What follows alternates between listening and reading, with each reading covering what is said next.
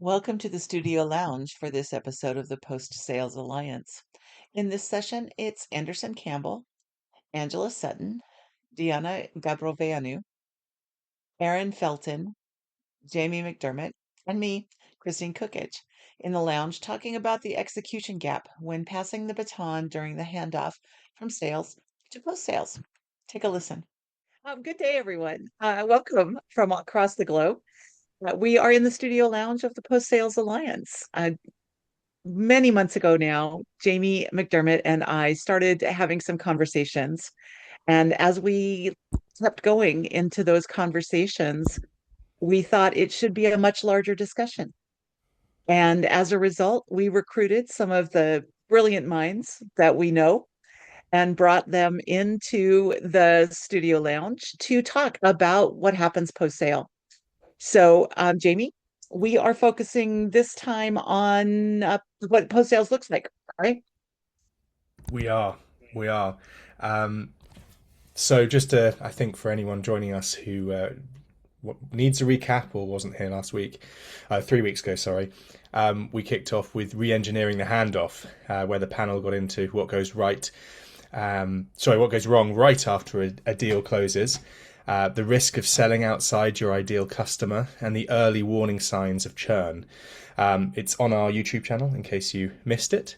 And today we're staying with that same handoff, but narrowing in on one thing. Not our internal process, but what the customer actually experiences while that process is happening, and we're calling it bridging the execution gap. So we're going to move through three parts. First, where onboarding breaks today, then the one thing that has to change, and finally what good looks like sort of 5 years out, if we can jump that far ahead. So the first segment, the current process and realities. So let's start with what the customer actually goes through. They spend weeks with a salesperson who knows their goals inside and out. Then they get handed off, and the first thing they hear is, "So, tell me about your business."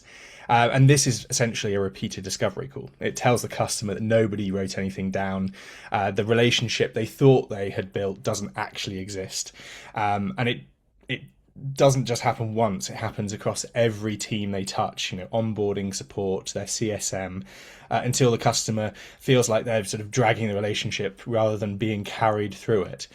In the enterprise world, this handoff is quite literally an event. It's a literal event, a signed contract, a closed one moment in the CRM, then a kickoff where the account moves from sales to CS.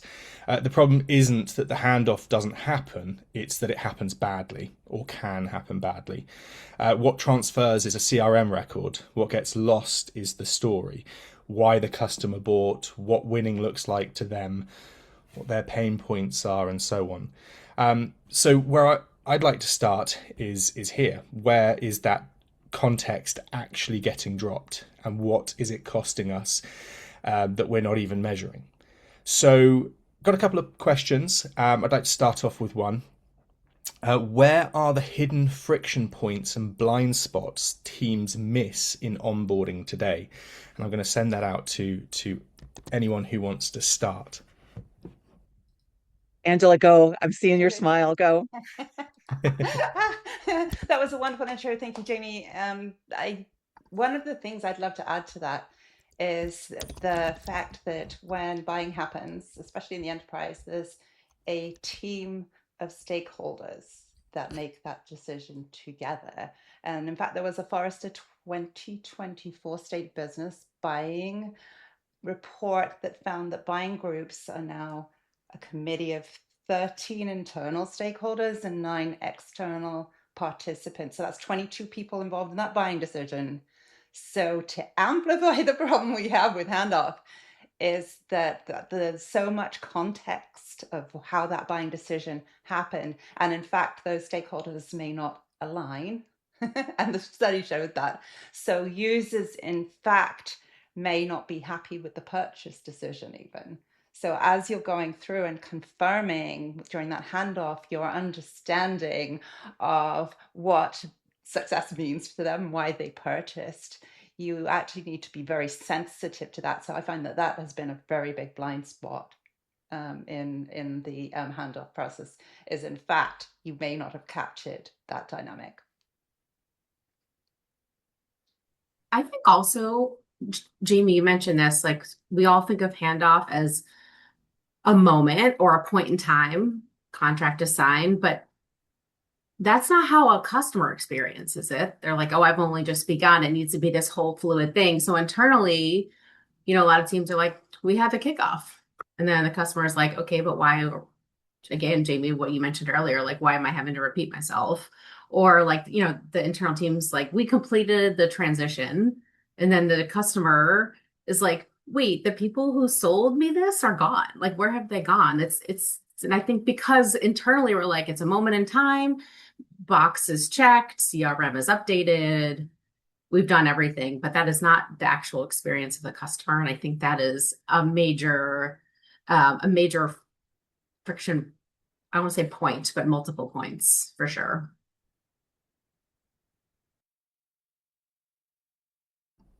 Oh, Christine, What you're I on would mute. add to that is that maybe in parallel to that one, maybe kickoff call and handing over, there's a lot of other post sales teams that kind of want to be part of the discussion and they ask the customer to repeat the thing. So sometimes it's a PR team that wants to do a press release about the customer having bought that product, and they ask for the same information again because they want to know what's in it for the customers. Sometimes, I don't know, beyond the referral, maybe there's an awards program going on, or they're already the account manager is thinking about expansion possibilities and briefing somebody else in. So sometimes it's not just one handoff where the customer repeats themselves. There's sometimes like 3 or 4 going on in parallel, or Mm. multiple people that ask the same question across teams. And I think that it's also different at that size level, right? Angela mentioned already that enterprise has a significant number of people participating. And truly, if we're selling to the enterprise, we also have a significant number of people participating. It's probably not just one salesperson, it is a team of sales. When I was at Oracle, we had a salesperson for product, a salesperson for education, and a salesperson already on the team for expansion. Right. And And that was support. just those And 3 people aside from the SEs and all of the people showing people how to do stuff and all of those related activities. When we move smaller, the scale of that effort also moves smaller. So we need to also focus on making sure that uh, the communication is established early enough that it becomes ingrained in the startup size and the mid-size organizations, because if we establish that motion and that communication of information, then at the enterprise level it is already a process and not necessarily so hard to figure out, because when you try to build a process that big at the enterprise level, that's a multi-year change management activity, right? At the startup level and the mid-size level, I could probably make it happen in less than 6 months. You Yeah, know, Or less. I've seen a couple of areas of friction in these handoffs, whether it's one handoff or like 13 handoffs. One of the things that I think gets dropped oftentimes is what is the outcome that the customer bought your product or service for.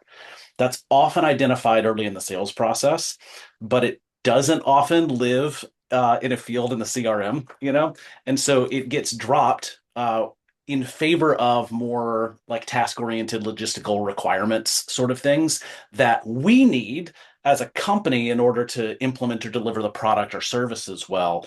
And I think it's what ends up driving some of those repeat discovery questions from team to team, is that we're losing that early, like what is the outcome? And I think one of the like lowest hanging fruits for teams when they're thinking about re-engineering the handoff is to get that piece right, to carry forward that outcome so that this new client feels like they that you have internalized the things that they're telling you, and each team is coming in a bit more informed. I think the other thing that I've seen a lot of is I think we do a poor job during those handoffs of assessing the capability of the client to move into that next stage.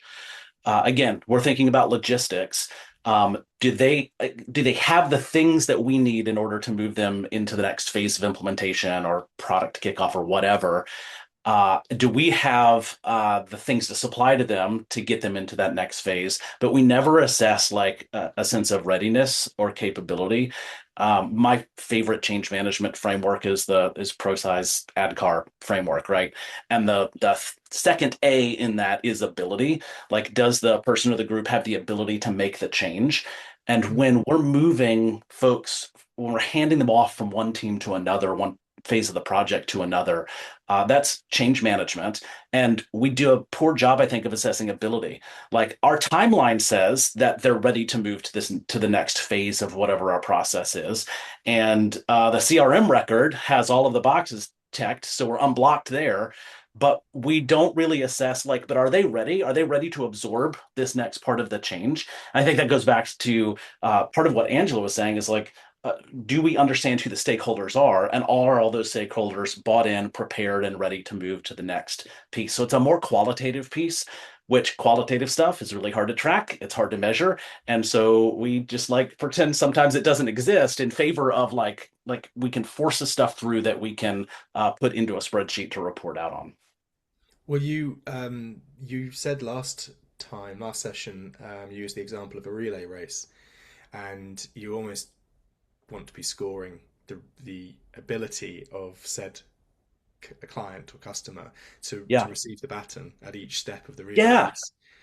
And if there's a way to track that, that's the thing that needs to be tracked. And it's almost to your point of preparation from one part of the relay race to the next, whether it's a different team or the same team but a different conversation, maybe different people. You almost want to be conversing internally with, I'm sorry to say it right now, but I'm the first one to say AI system that has captured the different calls and go, okay, I'm Jamie. I'm about to have a call with our client Anderson. I've already spoken with Erin. Erin has already spoken with you. What did you talk about? Mm-hmm. Okay, now I'm up to speed. Did they cover this? No, they didn't. Okay, great, I can cover that. How was this perceived, or how did Anderson react to this thing that Erin said? So that you're actually your prep work at this point is, similar in ways to the prep that a salesperson does in the discovery phase. It's just reframed as a baton passing exercise.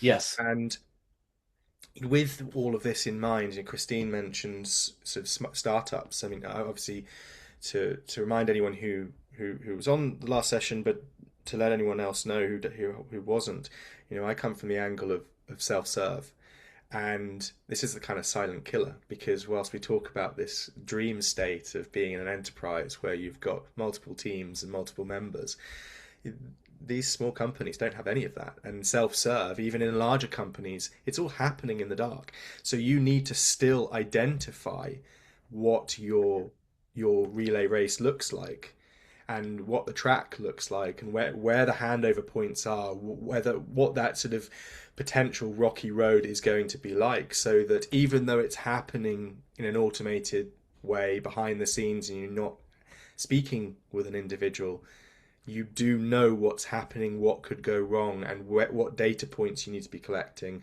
and thinking about it as though, basically imagine if you were hand holding the client through the process. That will uncover where these problems are and what the pain points are and where they're going to get stuck.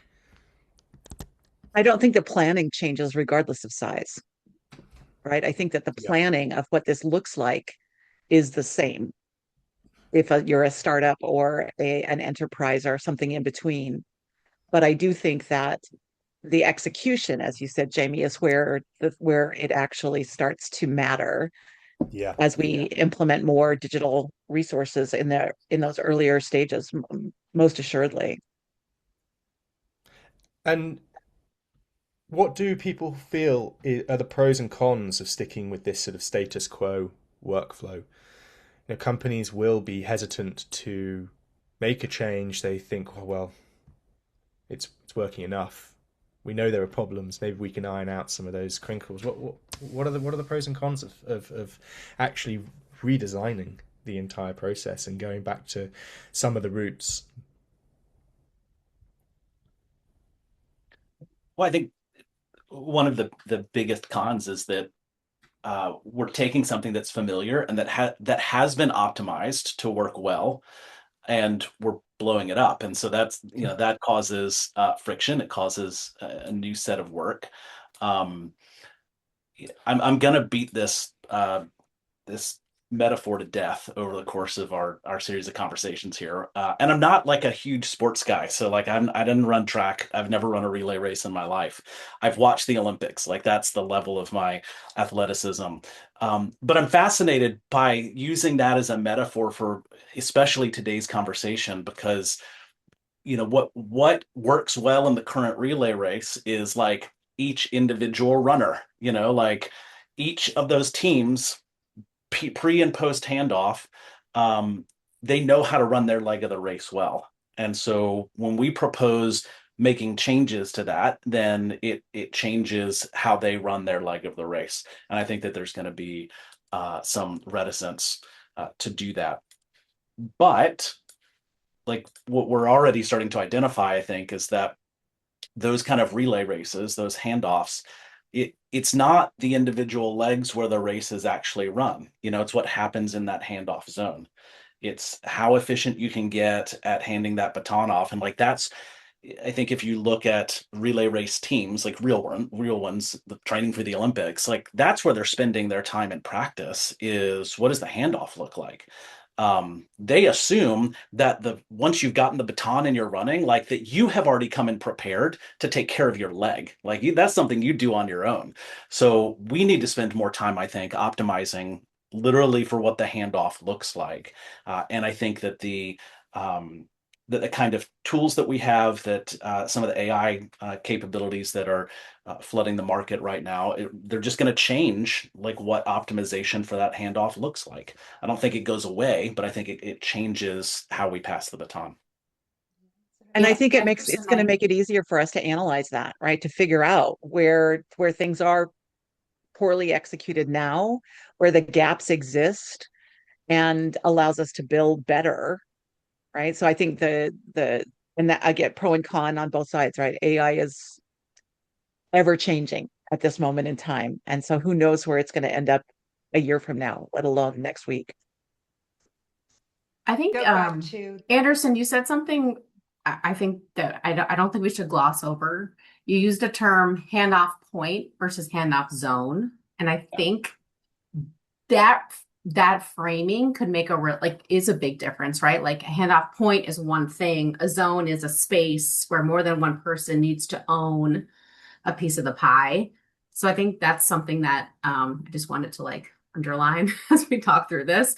And the other piece too, alluding also to something I forget, Anderson or Jamie, what you said is anytime you change a process, right? It's like the con is slowing down, but in order to get to the pro, which is speeding up. So it's like your time to value might slow, time to get your customer to value might slow at first, but then once you figure it out, like you're on the fast track and it's accelerated. So just on that change management piece too, it is always so hard to change because you really do have to slow down before you can accelerate.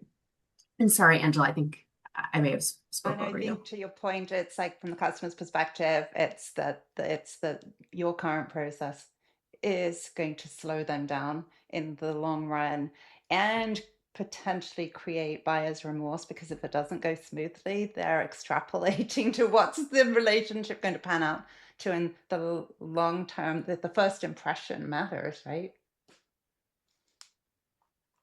Well, and we see if time to first value doesn't align with the customer's expectations of their perceived outcomes, we have already churned that customer.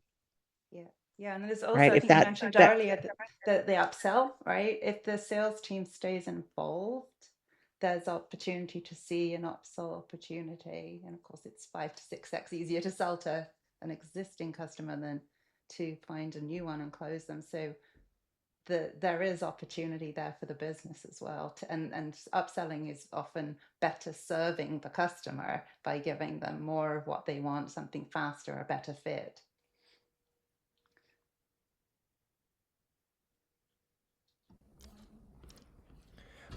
Awesome. So I'm thinking we should jump to segment 2 now. Christine, you happy for me to lead this? Or would you like Yep, to take go over? ahead. Oh, you know what? Let's go ahead and talk about it. It's this we kind of rolled into this already with strategic shift, and if you could eliminate, let's start with the things we don't like, right? If you could eliminate one process or of bottleneck or outdated assumption, what would it be, and what critical capability should take its place? Who wants to start? Angela, go. You're off mute. I think that the assumption we make is often around so we talked about the outcome that they want. The deeper piece of that is, how does this affect the user personally, right? Their identity is involved in this. How can we make them look successful? How can we let them, create a stress-free environment where they are able to achieve their goals? So I think that's the depth of what we need to do, in addition to understanding that functional outcome, if you like. And so we want to look at ways that we can reinforce their identity. So perhaps it is showing them how to demonstrate a result to their team once they've achieved their first onboarding success, so that they can share that. And that in itself can help gather momentum and make them very happy about the purchase decision that they made. What about the idea that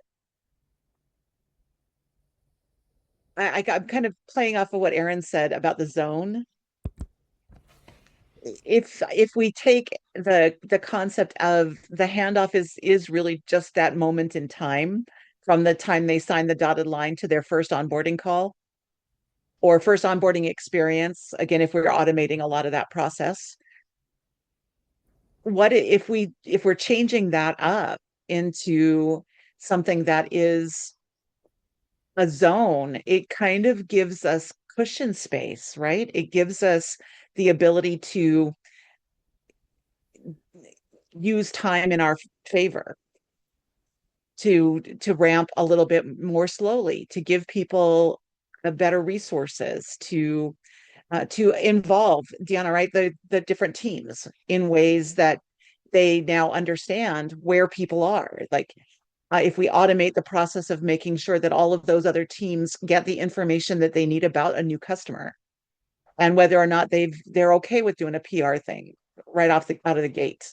Some are not, some are.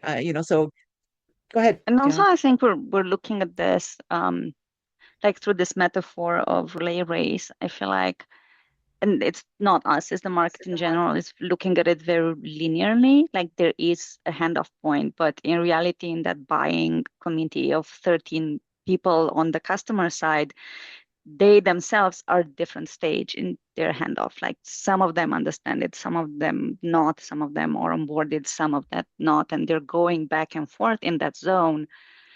And it's really not a handoff. It's like we're handing off and we're coming back, and we need to hand off a little bit more, and we're coming back and we're bringing 3 more people into the fold with us. And it has to be like a very big zone, and a repeatable process with every type of buyer in order for us to be able to get everybody at that value point. Otherwise, some part of our buyers and users will feel value and some of them will not.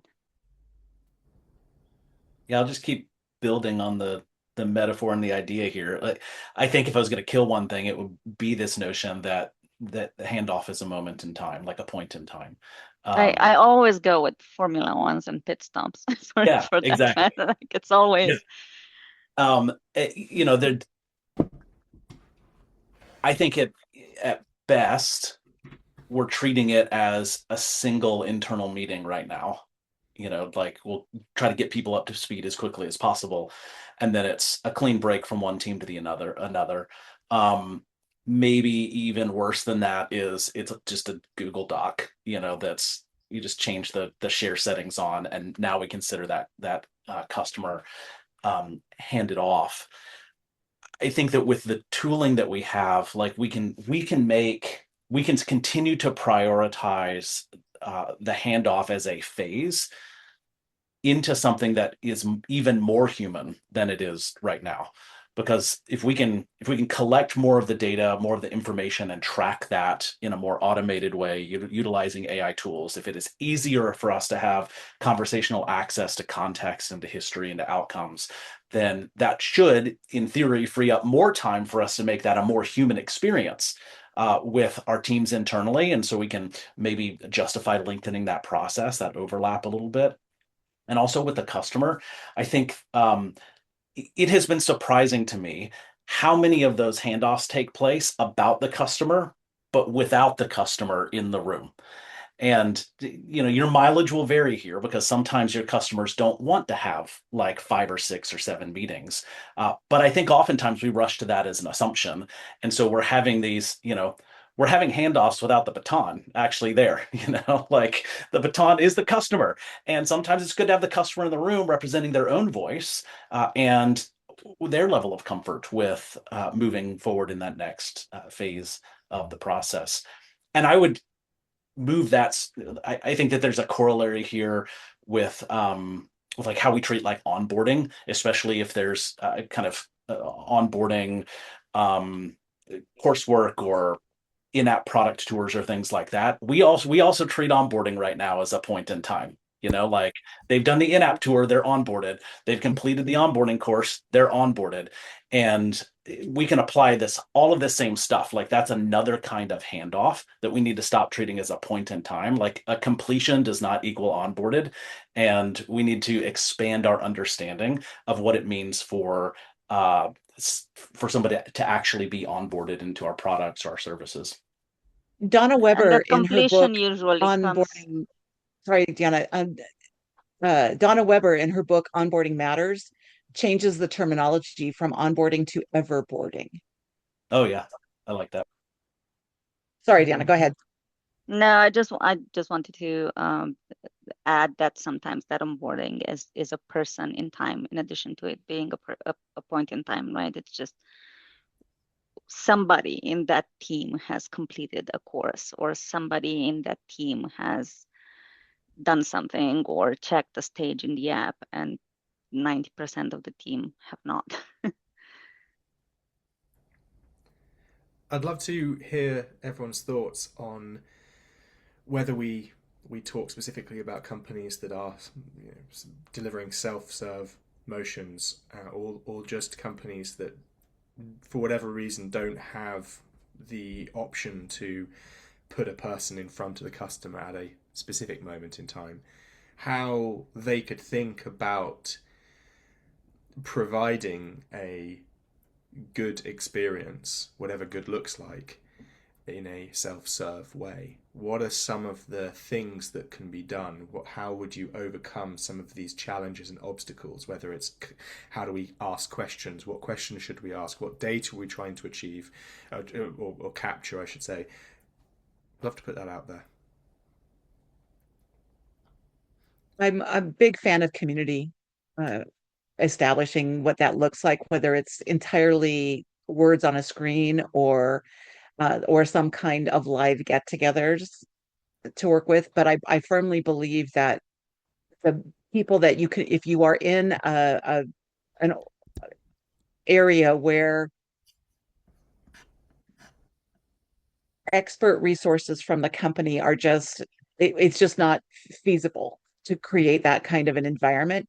You can still create the essence of a community, which will give people a resource for answers to the questions that they have. And you can certainly set up a guided experience that will walk them through all of the same things. The challenge becomes how bespoke that experience can really be, given the fact that I am highly technically driven. I've been working in technology a very long time. I don't need to know a lot of stuff at the beginning. I know this already. My experience is going to be different from somebody who is not heavily technical. They've purchased this product, but they also need more guidance in the setting up of that product than I would. And how do we make sure that we're targeting those people properly with the content that we have ready for them, whatever that looks like? Right. And I think that's the biggest challenge, is really trying to assess people's skill levels or abilities, right? To be Where the able to roadblocks feed them the are. right Yeah. information. Yeah.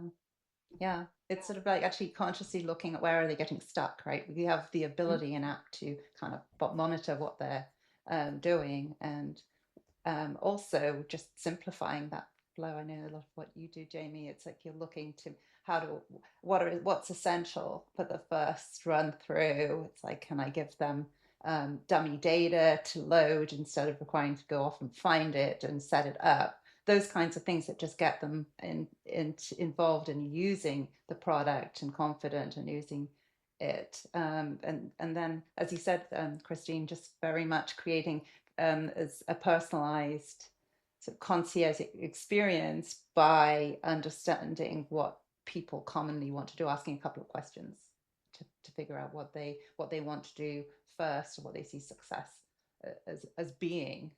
So the upfront questions, or I know we're going to get into this a little bit more as we move forward with how AI can help there. Yeah, and you said something there, Angela, that was kind of banging around the back of my mind, and that's you talked about the confidence of the user, the customer, and I think that that's one thing that gets missed sometimes in the self-serve enablement motion, is we still treat it as like a set of tasks that the user or the customer is going to accomplish, and then that unlocks the next phase of onboarding or enablement for Exactly. them.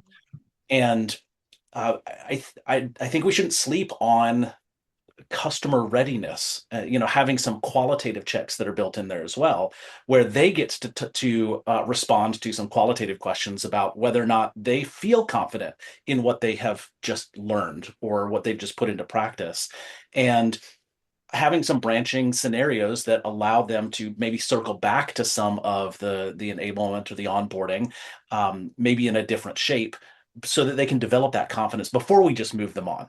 Because just because they clicked on the things or they went through the course, and they passed, doesn't mean that they feel ready to move on to the next phase of enablement or onboarding.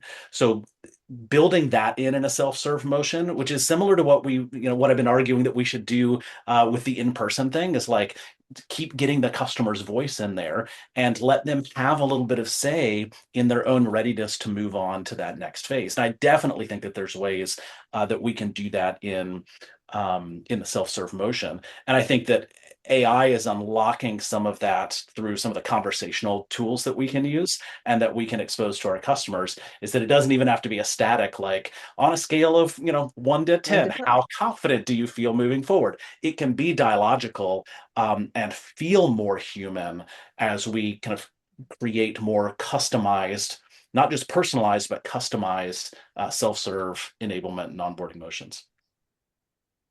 But when we talk about self-serve, I think someone mentioned this, like there's an upsell piece that I think gets easily lost in when a customer is self-serving. I think we lose the ability to see where we can add more value.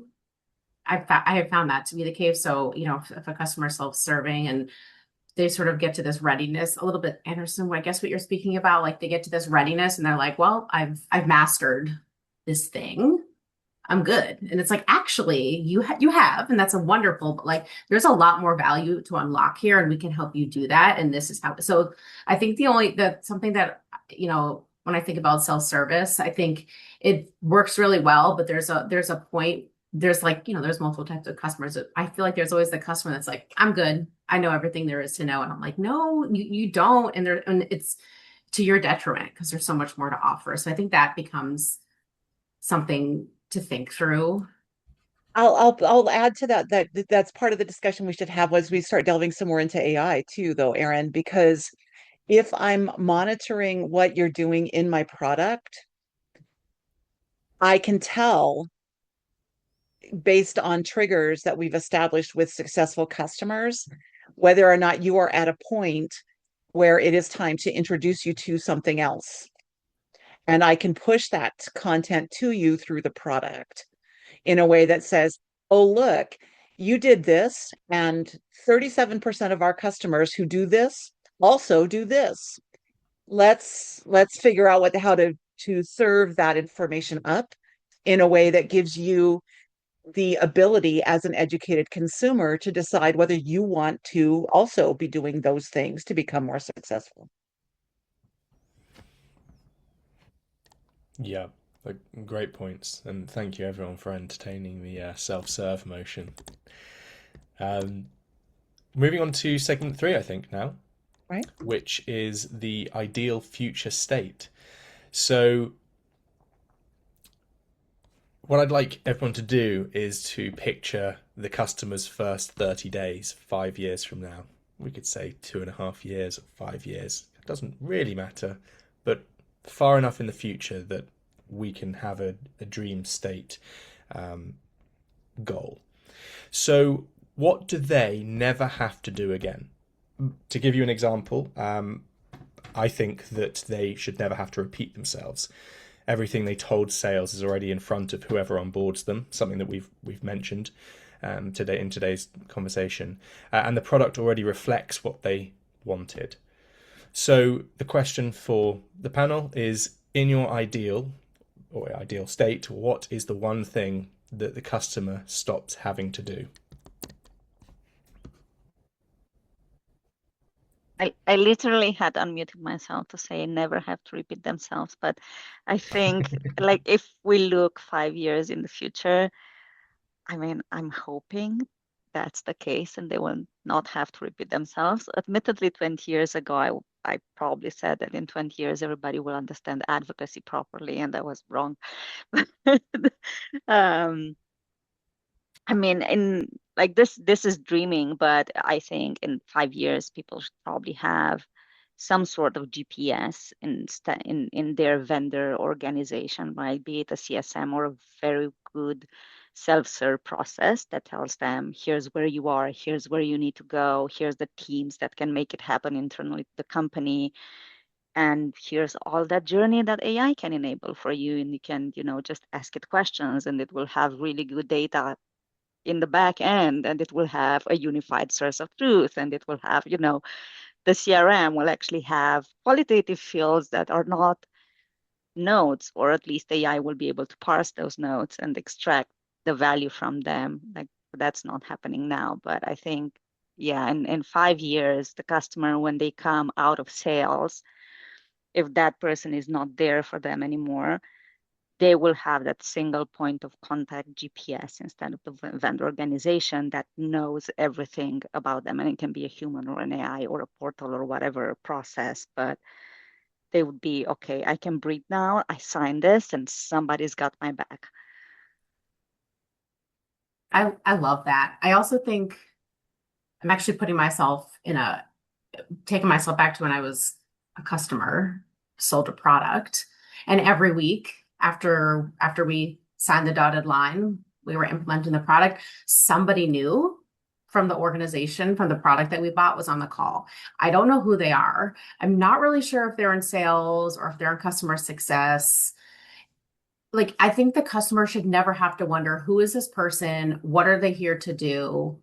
And how can they help me? I think that's like, that shouldn't even be a concern now. And it definitely shouldn't be something that we have to worry about in 5 years. So I think it's just not like, I love the single point of contact piece, but I think it's also like when there are more than one person in the room from like representing the product you purchased, what are they doing? Why are they here to serve me, customer? Because I'm not really sure. And that's really frustrating. And I'm going to get on the cross-functional bandwagon, and because that's been a lot of my focus this year. has been hearing and discussing how cross-functionally on the post-sales side we can create a more seamless experience. And I think that speaks to both of you of the previous points, right, from Diana and from Aaron, is that if we're building a cross-functional foundation for all of those different teams that have an input, again, even if all of those different teams are really one person, right, Jamie, if we're still talking small and we only have one or two people on all of these, still coordinating all of these efforts, we still need a way to make the process seamless. We need to create the least amount of friction for the customers that we possibly can, regardless of how many live hands are in this picture. And I think that is what I want to see happen out of all of this. Is I want to see that friction and worry that we see, whether regardless of how we get involved in this new product opportunity or not, either on the customer side or on the product side. I think that building a frictionless methodology for the customer also, to a certain extent, brings a frictionless opportunity for the company as well, for the product teams and all of the various groups that are involved, so that we don't run into, who are you? Why are you here? So sort of the big opportunity here, as I see it, is this: you're accumulating context with every conversation with a customer. And so that can become your product mode, right? Because it's hard to replace you once you have that context that gives you the ability to better serve your customer. And the other thing that's sort of interesting to me is we've sort of moved in the era of AI is that there was this Gartner survey in 2026 that found that 45% of B2B buyers already use AI during the purchase process, and they actually prefer a rep-free experience. So here's the question: is what does the sales handoff look like when there wasn't a human being involved? And And I that's wonder what the actually an customers will opportunity. have to say about that in 3 years. Do we actually prefer a humanless experience, a self-serve experience? I don't know. A third of the planet is introverts, and they probably already do.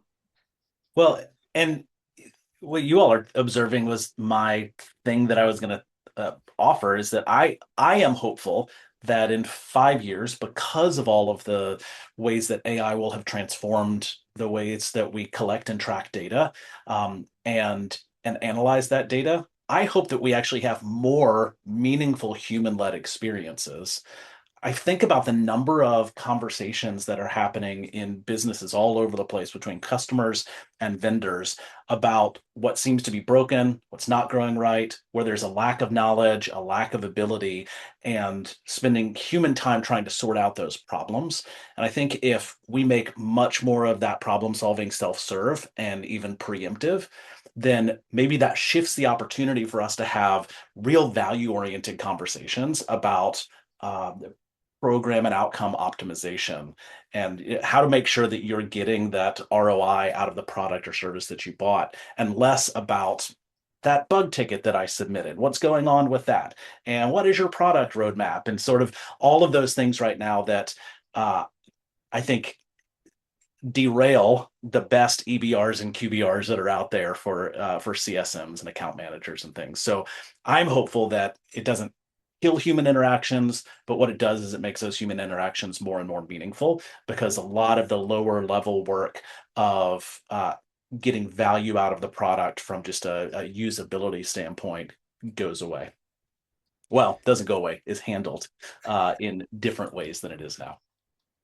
One challenge I've got over some of the points that have just been made, though, are it would be interesting, maybe more of an observation to start with, but it'd be interesting to see what happens with human to AI interactions, because do we find that clients become quite rude to AIs and say, no, stop talking. How much is this? It's going to cost me, and how long will it take to implement? And then they continue that to the point where the AI then, and this is my next point, is following a playbook. which is there's a lot of psychology in sales. If you tell a customer, we cost 100,000 a month, and it's going to take 6 months with 5 team members to implement us and to get you onboarded, and you're not going to see real value until month 10, and you're not going to get an ROI until month 16, whatever the numbers are, most people will walk away. And of course, there's the argument of it's the only solution that does it, or it's the best one out there, and all the others have the same problem. But there is a psychology behind all of this, which is don't tell them the price up front. Don't tell them all these key points, because once they've made the first step, we can introduce a bit more of the friction. We can then tell them what the costs are, but we can hide and mask and disguise them in a way that allows them to do what we believe is the best thing. I'm not saying the software is bad and that the teams are, criminal. Not at all. Sometimes you do have to have a hardship to get there's pain before gain, if you will.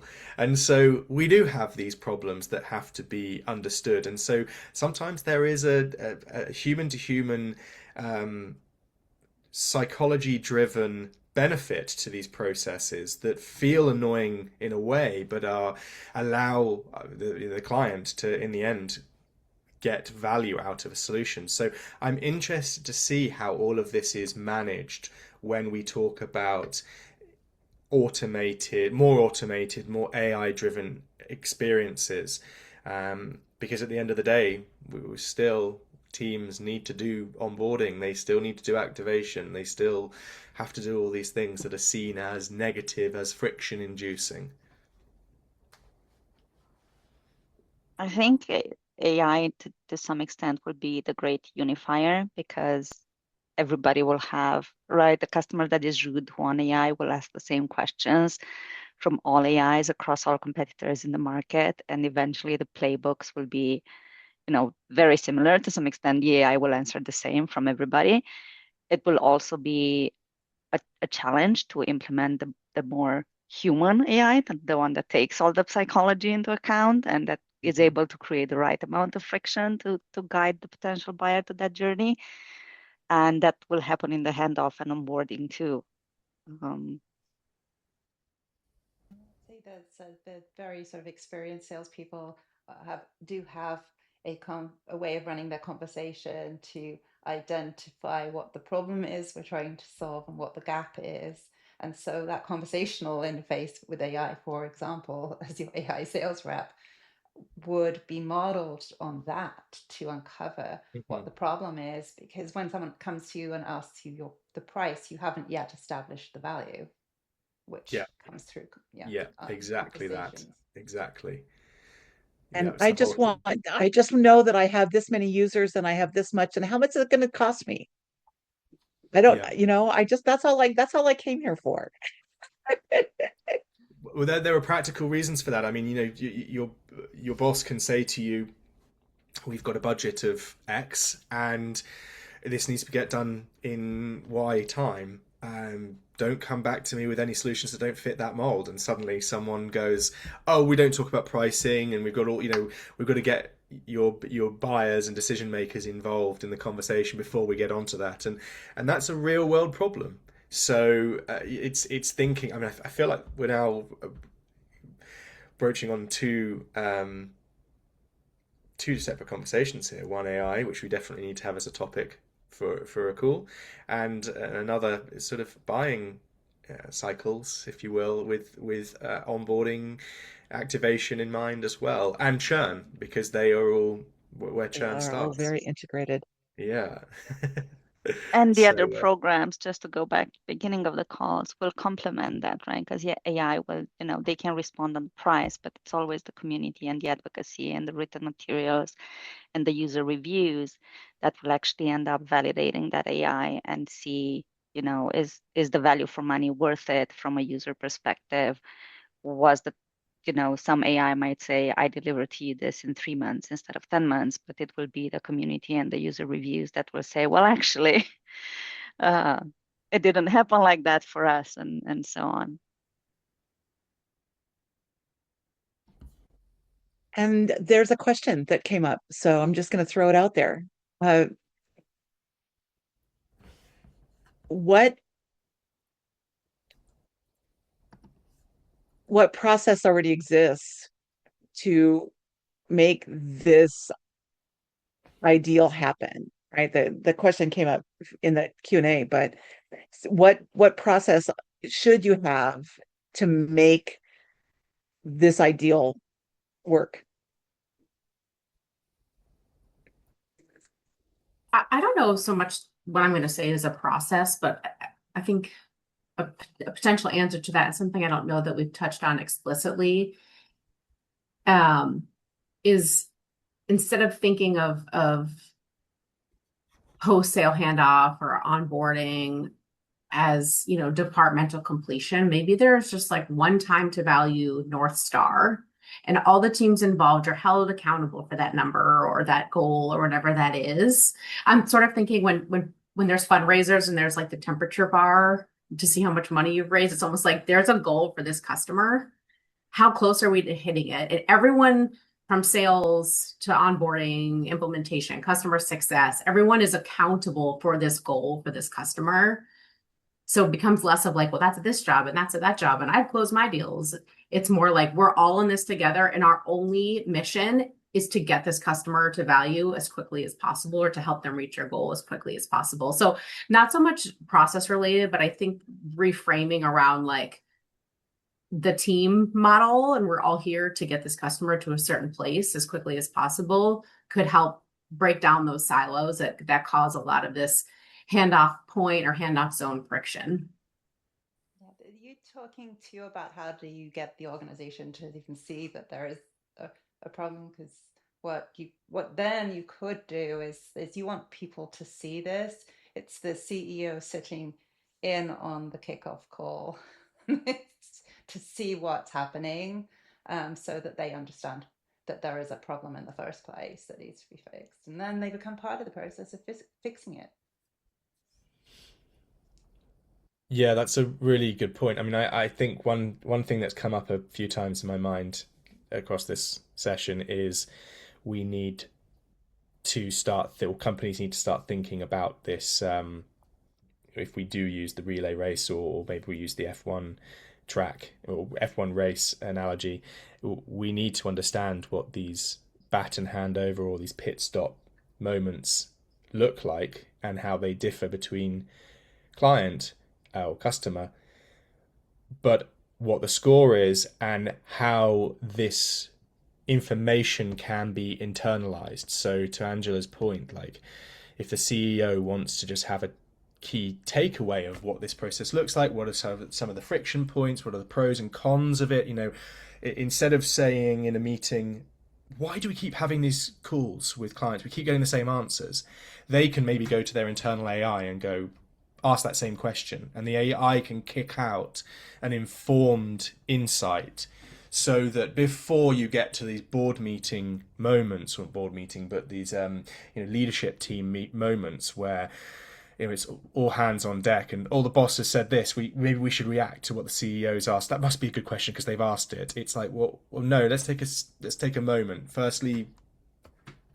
dare I say, do your homework first before you ask the question, and come informed. And secondly, if said question is asked, we've got the answer straight away. We don't need to make that a project to go away and put together. We kind of immediately know it. Just as we immediately know what our health score is across each baton passing moment, we also know the pros and cons, what are the optimizations we could have made to our workflow, why we would or wouldn't do something, and all these kind of complex things that maybe don't have a yes or no answer, but there's a rationale around why you have done it the way you have, why you might want to test something different, how it differs between different clients and sizes, and self-serve versus handheld, handheld. So yeah, I think this is something that maybe is a consideration for businesses to do, and it's not going to be an easy task, but it's something that would be infinitely valuable to them. So More of a thought than a question. in summary, we we have a lot of really good stuff that we're focusing on. Of course, the first is our, I think, underlying metaphor. It's going to end up one of two ways. We're going to go in the relay race, or we're going to be Formula One, which they just had here in Portland last weekend, by the way. And I can hear the racetrack from my house.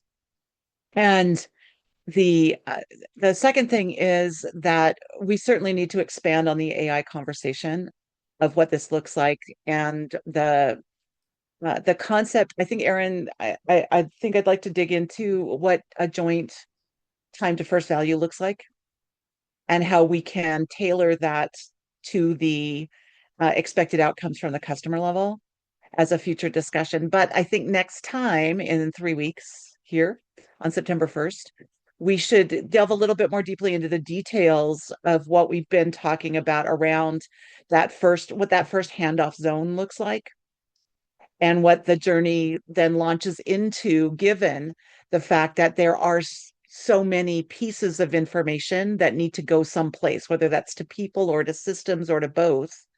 What does that really look like in the environment, given, again, kind of like the three levels that we have, from pure startup to, like, I've got 5 people on my team right now, and midsize, and then at the enterprise level. I think because those motions will be just a tad different depending, right? Does that sound good? Sounds great. Coolio. So thank you again for being part of the Studio Lounge today, and we will see you again on September 1st.